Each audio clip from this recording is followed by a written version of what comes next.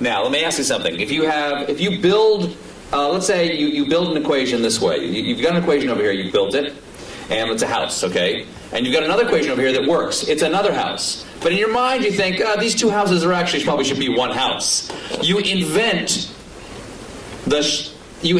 something that fits into the shape between the two houses, right? Yes. Like you've got a shape between two houses. Goes, okay, there's something in the universe that is the shape of the space between these two houses. Yes. Does that necessarily mean that thing is there?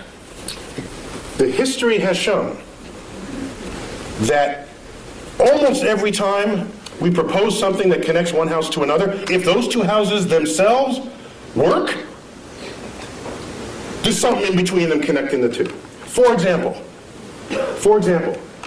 in 1930s, we had this experiment with the 1930s. Quantum physics is in place. We start probing the atom. We find out there's an atomic reaction, a nuclear reaction, where there's some missing energy.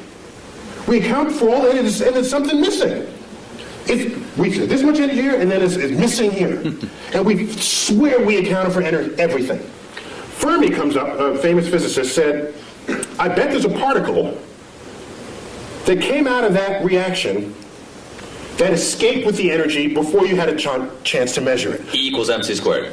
Well, that would have endowed that particle with its energy to do so, the mass to do so. And even mc squared is in every one of these, it's all over the place. It's written with E equals mc squared. The point is, he hypothesized the particle, gave it the properties that it would have to account for what was seen.